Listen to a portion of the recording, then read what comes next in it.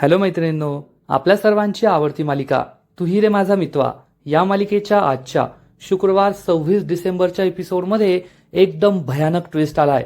ज्या गोष्टीची भीती होती ती गोष्ट शेवटी घडलीये.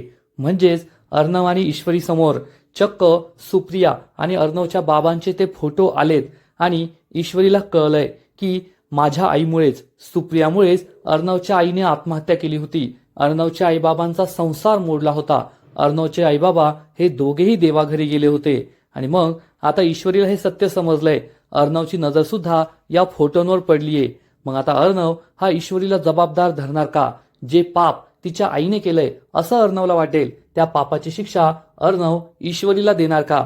जशी वल्लरीची इच्छा आहे की अर्णव हा ईश्वरीला हाताला धरून घराबाहेर काढेल, ते खरंच होईल का? हे जाणून घेण्यासाठी हा व्हिडिओ शेवटपर्यंत नक्की पहा. ईश्वरी तिच्या रूममध्ये असते तेव्हा तिला आठवतं की गुरुजींनी अर्णव आणि तिची पत्रिका जुळल्यानंतर काय म्हटलं होतं. ते म्हणाले होते की ईश्वरी आणि अर्णव या दोघांचा जोडा तिला नातसून म्हणून स्वीकारलं, मिठी मारली होती. हे सगळं ईश्वरीला आठवतं आणि तिच्या चेहऱ्यावर आनंद ओसंडून वाहत असतो. त्याच वेळेस अर्णव तेथे येतो. ईश्वरी ही शून्यात पाहून हसते. हे पाहून तो विचारतो, काय झालं ईश्वरी, कसला विचार करते आणि तुला एवढा आनंद का झालाय? तर ईश्वरी अर्णवला म्हणते, अर्णव सर मला एक चिमटा काढा ना. अर्णव आश्चर्याने विचारतो, चिमटा कशाला? तर ईश्वरी म्हणते, सर चिमटा काढा आधी, मग मी तुम्हाला सांगते. अर्णव ईश्वरीला चिमटा काढतो. ईश्वरी खूप खुश होते आणि म्हणते, अर्णव सर हे माझं स्वप्न नाहीये, हे सत्य आहे. पण माझा विश्वासच बसत नाहीये की कोणाची किती वाट पाहत होते आणि तो क्षण शेवटी आलाय. आपल्या दोघांचं लग्न खूप सुखाचा होणार आहे. ईश्वरी आणि अर्णव दोघे एकमेकांकडे खूप प्रेमाने पाहत असतात. मैत्रिणींनो, हा सीन खरंच खूप भारी आहे. अर्णव आणि ईश्वरीचा आनंद ओसंडून वाहतोय.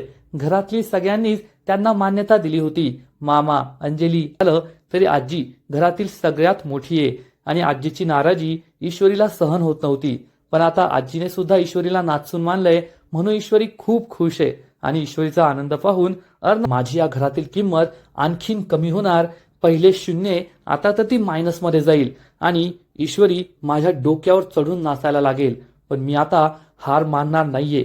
काही झालं तरी मला लवकरात लवकर नम्रताकडून माझा तो बॉक्स परत मिळवायला हवा आणि एकदा का तो बॉक्स परत मिळाला मी त्यातील निगेटिव्हचे फोटोज काढून घेणार आणि मग ते संपूर्ण फोटो सगळ्यांसमोर ठेवणार आणि त्यानंतर आता जी ईश्वरी सगळ्यांच्या डोळ्यातील तारा आहे ना, त्याच ईश्वरीची किंमत सगळ्यांसमोर कवडीमोल होऊन जाईल. आणि जो अर्णव रात्रंदिवस ईश्वरी ईश्वरी करत असतो तोच अर्णव ईश्वरीला हाताला धरून या घराबाहेर काढेल आणि मग मी या घरची एकुलती एक राणी होईल. असा विचार करून मा बोलली, ईश्वरीला तिने नाचून म्हणून स्वीकार, हे माझ्यासाठी सगळ्यात भारी गिफ्ट होतं तुझ्याकडून, खूप खूप थँक्यू. असं म्हणून ती गणूबाप्पाचे आभार मानते. ईश्वरीच्या चेहऱ्यावरचा आनंद हा खरंच पाहण्यासारखा असतो. आजीने तिला नाचून म्हणून स्वीकारलंय म्हणून ती खूप खुश असते. तर इकडे मामा हा वल्लरीला विचारतो, आईने ईश्वरीला नाचून म्हणून स्वीकारलंय, याचा आनंद तुझ्या चेहऱ्यावर दिसत नाहीये. पण हे सगळं एकाच गोष्टीमुळे घडलं होतं आणि ती गोष्ट म्हणजे ईश्वरीची ती खोटी पत्रिका. आणि ती खोटी पत्रिका तू तर नव्हती ना बनवून घेतली. या सगळ्या प्रकरणात तुझा तर हात नव्हता. मामीला खूप राग येतो आणि मामी चिडून म्हणते, सगळं माझ्यामुळेच होतं. उद्या सूर्य उगवला तरी म्हणाल की माझ्यामुळेच उगवलाय. तुमच्या मनाविरुद्ध जे जे काही होतं ना ते सगळं माझ्यामुळे झालंय असं तुम्हाला वाटतं. तर मामा म्हणतो, तू एवढी का चिडतीयस? मी तर जनरल विचारलं पण तू सगळं स्वतःवर घेतलं. त्यावरून मला शंका वाटली की तूच हे सगळं केलं तर नाही ना. मामी चिडून म्हणते, तुम्ही आता मला मोठा धक्काच बसतो. मामी चिडून म्हणते, आणि तुम्ही त्या दिवसाची वाट पहा ज्या दिवशी मी धमाका करेल आणि अर्णव हा स्वतः ईश्वरीला हाताला धरून या घराबाहेर काढेल आणि तो दिवस लवकरच येणार आहे. त्या दिवसाची तयारी सुरू करा. असं म्हणून मामी निघून जाते. मामाला प्रश्न पडतो की या वल्लरीमध्ये एवढा कॉन्फिडन्स कोठून आला? आज आईने सुद्धा ईश्वरीला नाचून म्हणून स्वीकारलंय तरी सुद्धा या ईश्वरीला हाताला धरून घराबाहेर काढेल. नक्कीच हा कॉन्फिडन्स त्या बॉक्समुळे असेल.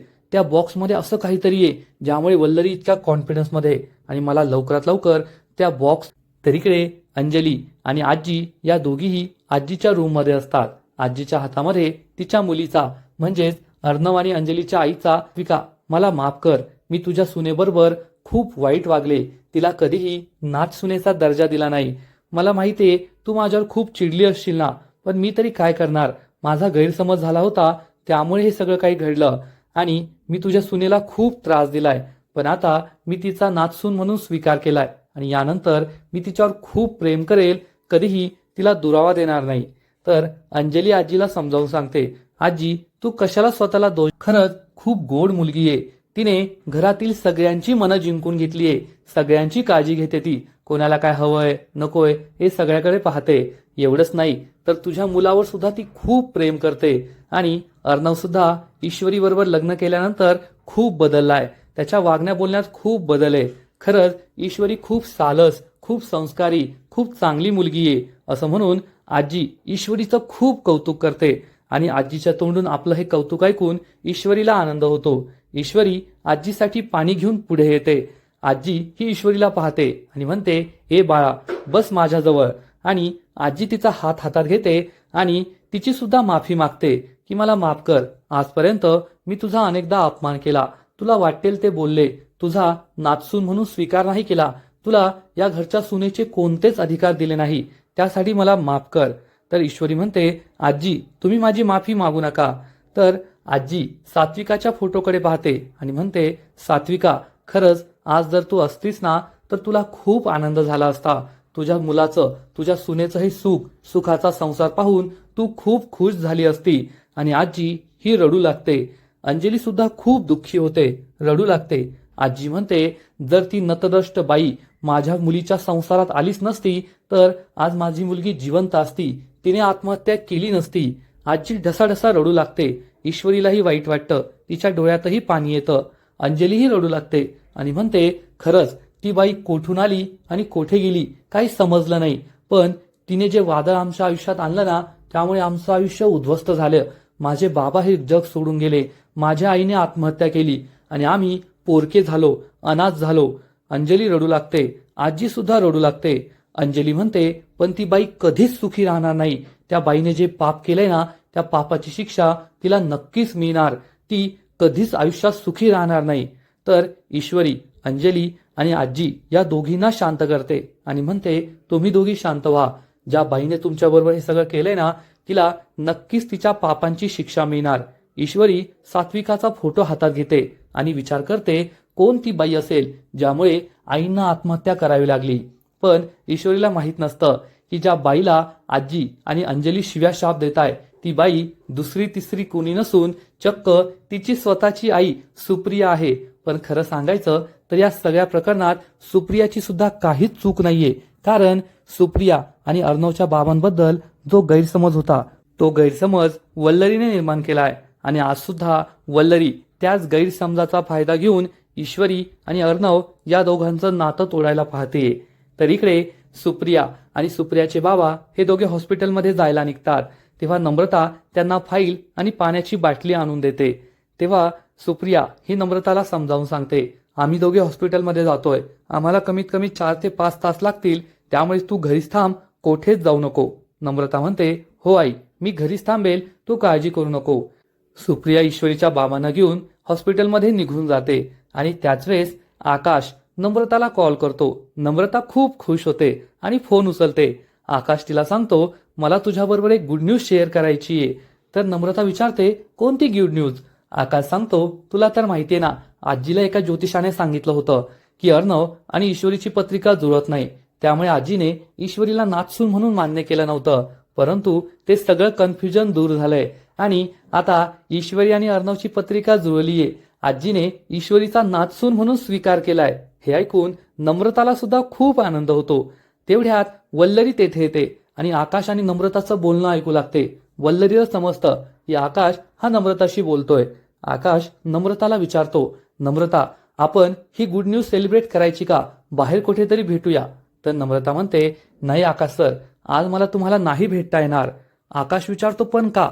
तर नम्रता सांगते की बाबा आणि आई दोघे हॉस्पिटलमध्ये गेले आहेत आणि त्यांना कमीत कमी 4 ते 5 तास लागतील. आकाश नम्रताचं वाक्य रिपीट करतो, काय तुझे आई बाबा हॉस्पिटलमध्ये गेले आहेत का? नम्रता म्हणते, हो. आकाश विचारतो, किती वेळ लागेल? नम्रता सांगते, 4 ते 5 तास लागतील. आकाश हे वाक्य सुद्धा रिपीट करतो, 4 ते 5 तास लागतील. आणि हे सगळं वल्लरी ऐकते.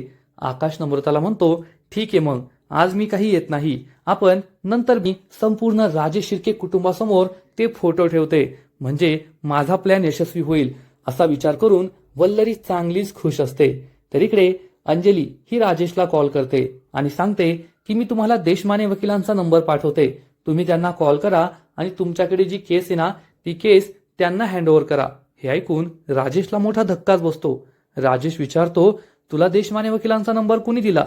तर अंजली सांगते, मी अर्णवला तुमच्याबद्दल सांगितलं, तुमच्या केसबद्दल सांगितलं की तुम्हाला ती केस सोडण्यासाठी 10 लाख रुपये हवे आहेत. तेव्हा अर्णवने मला ही आयडिया दिली. राजेश डोक्याला हात मारून घेतो आणि म्हणतो, तुला मी सांगितलं होतं ना अर्णवकडे मदत मागू नकोस, मग तू का मदत मागितली? तर ती सांगते, मी काय करणार, मी नाही सांगितलं, पण माझ्या चेहऱ्यावर टेन्शन होतं ते सगळ्यांनी ओळखलं आणि मग मला विचारलं काय घडलं. मी त्यांना सगळं सत्य सांगितलं.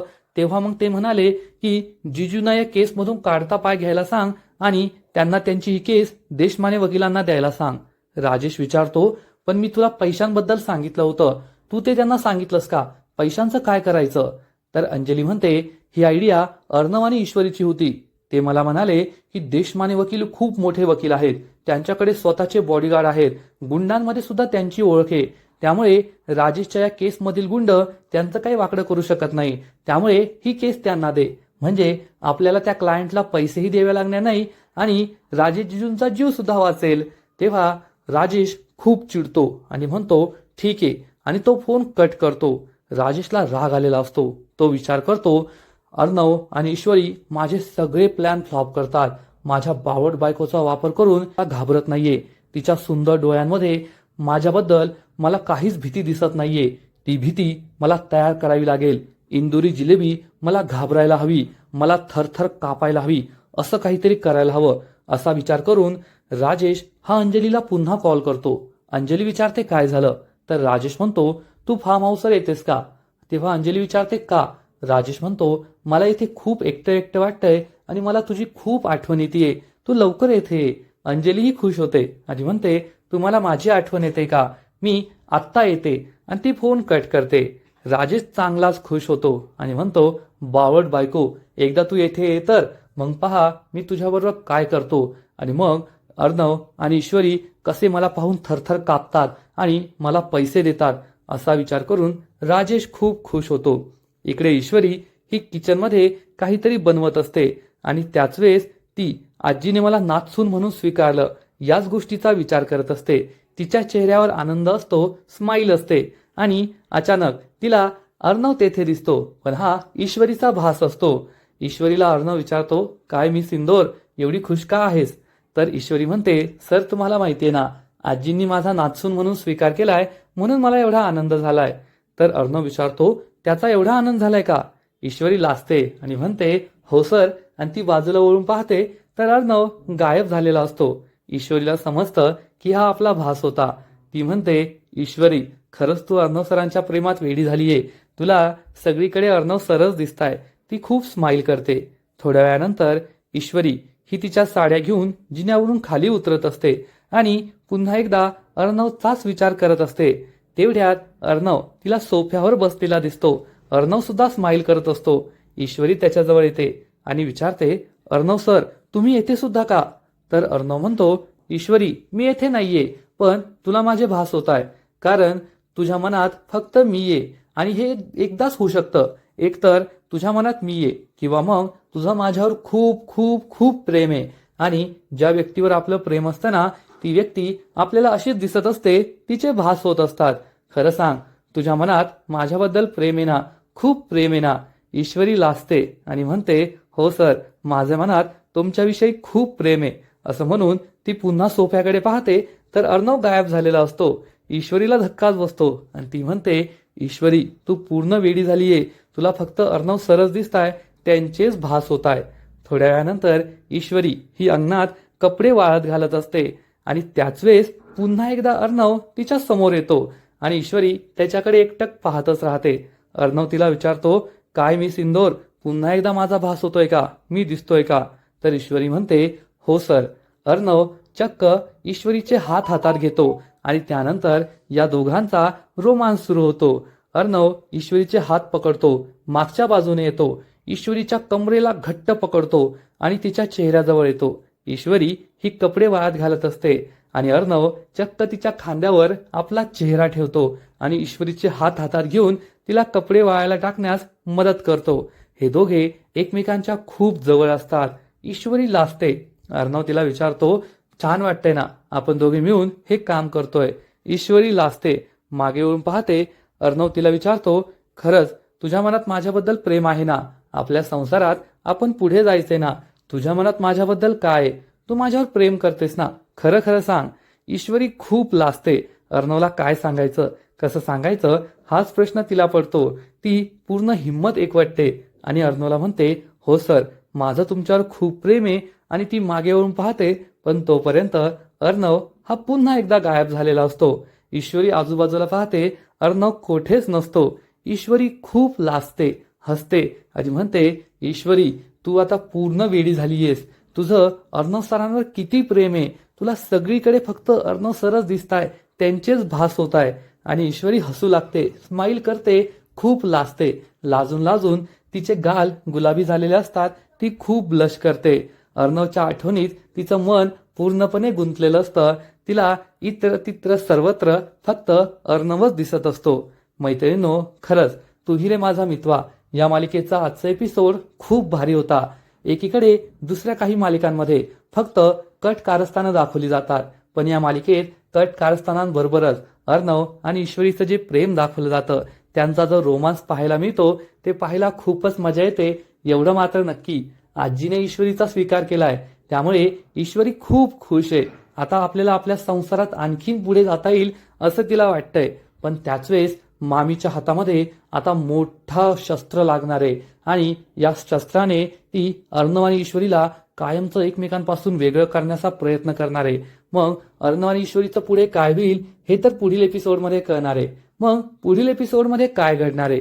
पुढील एपिसोडमध्ये आपण पाहू की ईश्वरी ठरवणार की आज मी अर्णवला आय लव्ह यू म्हणणारच आणि त्यासाठी ती आपली संपूर्ण रूम सजवेल, रूमचं डेकोरेशन करेल, लाइटिंग लावेल, फुलं लावेल, कॅन्डल लाईट डिनरची सगळी तयारी करेल. आणि त्याचबरोबर जेव्हा अर्णव रूम मध्ये येईल त्याला सरप्राईज देण्यासाठी ईश्वरी ही चक्क सिलिंग जवळ फुलं ठेवणार, फुलांची परडी ठेवणार आणि दोरी ओढली की ही फुलं अर्णवच्या अंगावर पडली पाहिजे असा तिचा प्लॅन असेल. पण वेळेवर ते होईल की नाही हे चेक करण्यासाठी ईश्वरी ही फुलांची परडी ही दोरी ओढणार आणि ही फुलं खाली पडतील. पण या फुलांबरोबरच काही फोटो सुद्धा खाली पडतील आणि या फोटोंमुळे ईश्वरीच्या आयुष्यामध्ये मोठं वादळ येणार आहे. कारण हे फोटो दुसरे तिसरे कुणी नसून चक्क ईश्वरीच्या आईचे आणि अर्णवच्या बाबांचे, जे फोटो वल्लरीने ठेवलेले असतील. आणि हे फोटो पाहून ईश्वरीच्या पायाखालची जमीनच सरकेल. आपली आई आणि अर्णवचे बाबा या अवस्थेत, म्हणजे आपली आईच ती व्यक्ती आहे ज्यामुळे आपल्या सासूने, सात्विकाने आत्महत्या केली होती. अर्णवच्या आईबाबांचा संसार मोडला होता. अर्णव सर आणि अंजलीताई हे दोघे अनाथ झाले होते.